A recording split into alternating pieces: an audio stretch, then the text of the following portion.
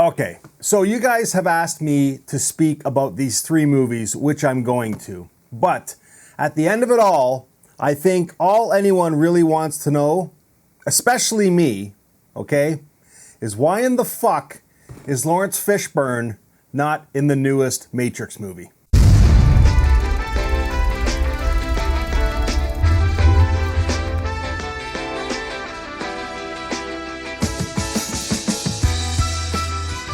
Hey guys, welcome to Happywax TV. So yeah, I'm not going to talk about the new upcoming Matrix movie, other than I don't understand why they didn't put Lawrence Fishburne back into it. I think I know why, but I'm not going to say why here because it's probably just not the right thing to say. But anyways, we are going to talk about Malignant, Teddy, and It Came From Below. So I'm going to start off with Malignant.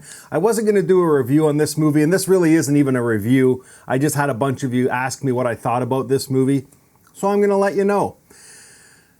I thought it was okay. It was okay. I honestly fell asleep. If there's one thing you have to do, you have to see this movie in the theater, okay? Because the ending, like the last act of this movie, is worth watching. It is fantastic. It's a throwback. A lot of people are saying it's a throwback to like the 90s style. I would kind of argue that and say it's more of the 2000-ish sort of style. At least the first two acts are anyways. The third act would be a throwback in my eyes, even back as far as like the Reanimator days in the mid-80s, just the way he's done it with the practical effects of the creature and the gore and stuff like that. But, it's James Wan. The guy's a legend. I mean, almost everything he touches is gold. I mean, he's had a few stinker movies out there, whether he's produced or directed. I mean, The Nun. I mean, no, you can argue with me all you want.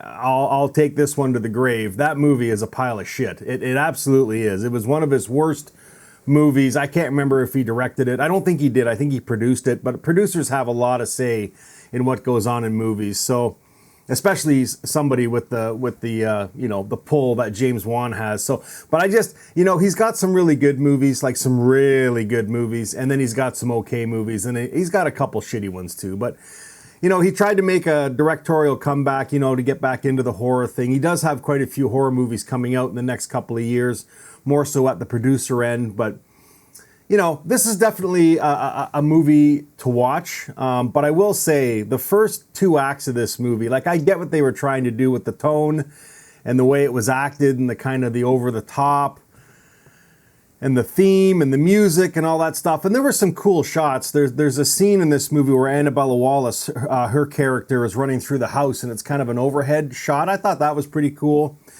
And then when we get the reveal in the third act,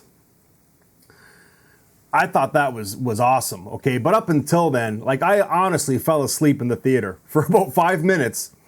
And then my kid woke me up because like the first two acts are lame as fuck. And honestly, I think a lot of you might have a hard time getting through those first two acts. I know I sure did. But then when the reveal comes, it's just balls to the wall, and it pretty much saves this movie. So if you can make it to the third act, you'll be pleasantly surprised and happy with it. I know I was. I left the theater with a smile on my face because for the first two acts, I was like, what in the fuck? What is going on here? Like they made the trailer look so good. And then those first two acts were just terrible. It was kind of boring.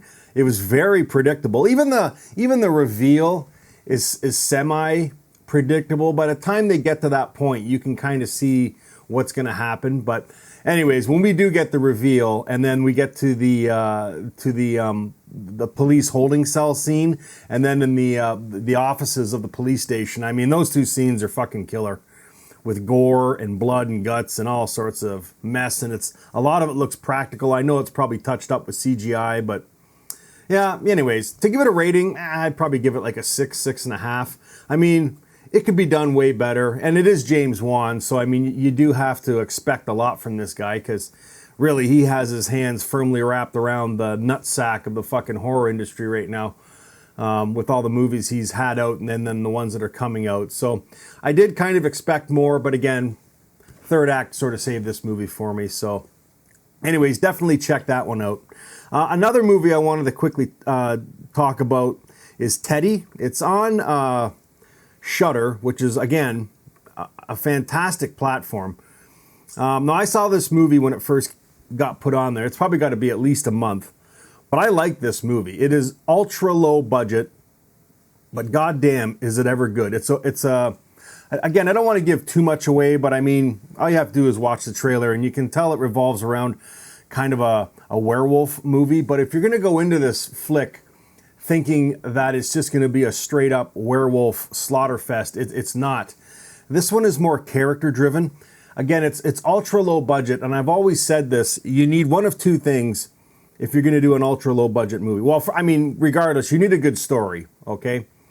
But if you're going to do micro budget movies, you need one of two things. You either need to amp up the gore to like the absolute max to carry your audience through this, because that's what they want to see in a horror movie, or you have to have stellar acting to go along with the good story so that the actors can tell your story. And then if you're kind of flawed in other portions of it, like, special effects, or you can't pull off the practical because you don't have the budget, at least you've got good actors telling your story to kind of pull the audience through so they're not bored as fuck listening to these bozos kind of, destroy your script. And that's not the case in this movie. This movie is fantastic.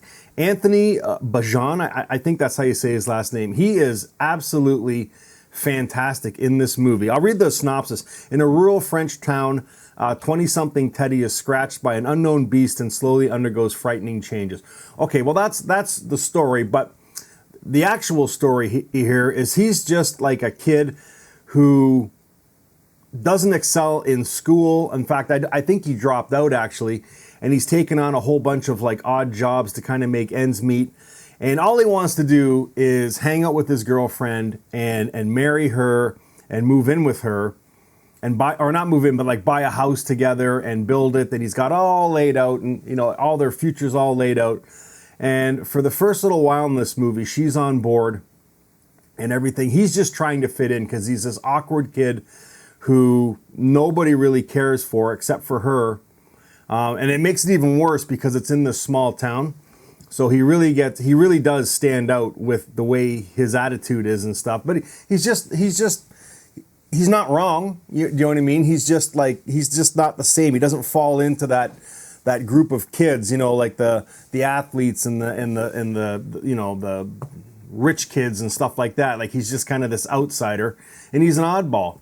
Doesn't make him a bad kid. I mean, he works as hard as he can, and he's trying to make ends meet. But when he gets scratched by this creature in the woods, it all kind of changes because he doesn't take on a different sort of attitude, but he's not as standoffish. So he confronts these kids at this party, and then his girlfriend leaves him, and then it just all hell breaks loose. So, but beyond that, I don't really want to say anything.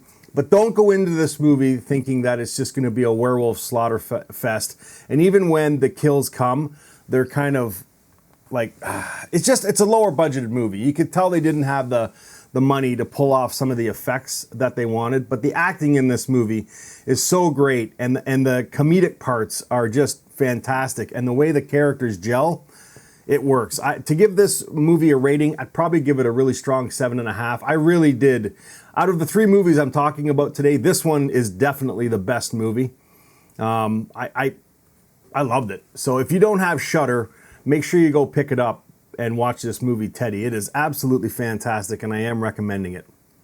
Okay, the third one you guys were asking me about is It Came From Below. All right, well, you guys know, and I've said this 1,000 times, so if you're a subscriber and you've watched my channel for a while, you know what I'm going to say. I will take a guy in a rubber suit, a well-done rubber suit, not a pile of shit, but a well-done rubber suit, anytime, 100% of the time, over a CGI creature. And if there's anything that saved this movie, it was the creature in this movie. It was kind of unique looking. We get to see quite a bit of it, especially into the second and third act. I mean, all you have to do is watch the trailer. I mean, they weren't trying to hide the creature as like a final reveal or something like that. I mean, the creature, they show it tons even just in the trailer, which to me I thought was a mistake. they should have held on to it. Maybe just a couple glimpses in the trailer. But I understand this is a micro-budget movie, and they need to draw in as many people as they can to rent this to make some sort of a profit back. And I understand that. The movie itself is kind of stupid, to be honest with you. It's about these group of friends that go in hunting this creature after the one girl's dad is attacked by it when he's in cave dwelling or whatever it is they do, a cave exploring. And then he tells her of this creature that lives in this cave. So they get together. I think there's 5 of them, 4 or 5 of them. Anyways, they want to go in and find this creature to, first of all, prove that it exists. And then second of all, hopefully get some video footage of it so they can sell it and make some money. And that's it. That's pretty much it. Again, this is a micro-budget movie. Okay, there's nothing new here. The acting, for the most part, really isn't that good, but it's enough to get you through. It's not a terrible movie, and I wasn't sitting there rolling my eyes throughout. It's only It's only an hour and 20 minutes, so it's okay as far as the runtime. But there were some scenes in the second act where I did find that it ran on, and there's a lot of dialogue in this movie that doesn't necessarily doesn't have to be there, but the way it's presented from some of the actresses and actors, it's just, you can tell they don't have the chops to pull off what, you know, the writer and director were trying to get here. So some of the scenes were kind of cringy. But the creature kind of saves this movie. You know, it's kind of old school looking. Again, they go on about how it's from another planet and stuff like that, but there's no background evidence to even prove that. Like, I wish, and again, it's micro budget, so I understand they only have a budget to pull off so much, but I wish they would have had a little more background on the creature, and that may have pulled this movie through a little bit better. I will say this, though. If you're a fan of the Descent movies, and you can accept the fact that this is a lower budgeted movie and not near as good as those movies, but if you need something to get you through, this isn't a bad movie. It isn't, you know, because they have, I don't know how they pulled it off with such a micro budget, but there are some very well done, very well shot claustrophobic scenes in the cave system that they use in this movie. Now, again, I don't want to hear it in the comments saying, what the fuck are you doing comparing these two movies? I'm not. I'm just saying that this is like the micro budgeted version of The Descent. The Descent 1 and 2 were both fantastically fucking awesome movies, okay? But if you just want like a creature in a cave style claustrophobic type horror movie, this one, you know, might do it for you. Again, micro budget horror movie here, okay? So we're not talking, you know, tens of millions of dollars. We're talking probably thousands of dollars to pull this movie off. But again, there's some shots in this flick, and the cave scenes I thought were fantastic. It's just, they just didn't have the budget to pull off what they wanted. And the acting was very subpar in this movie. So, and the story was basic. It was very basic and simple and, you know, kind of silly. So to give this one a rating, I'd probably give it a 5 out of 10. Is it worth the watch? If it's a, you know, like a rainy Saturday afternoon and you've got nothing else to do, throw it in. But if I was to go in order, I would say watch Teddy first. It was my favorite out of these 3. It was fantastic. Malignant was pretty good. Again, the first 2 acts were slow and stupid as fuck.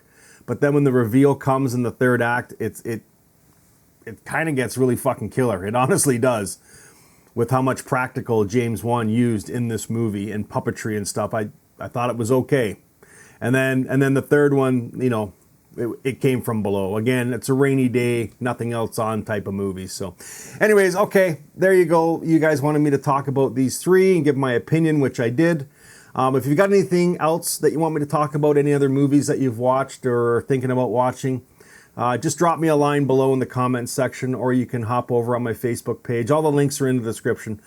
Sign up to Happywax TV, and, you know, feel free to shoot me a message asking me to watch something for you, or if I've seen it and I can give my opinion. Anyways, guys, keep the requests coming. I am going to get back to reviews on the regular very soon, but for the next little while, for the most part, it's just going to be, you know, I'm going to try and squeeze like 3 or 4 flicks into one video. Not as descriptive, but still give you my opinion on them. So, okay, thanks again, guys. Keep the requests coming. And yeah, as always, until next time, stay scared.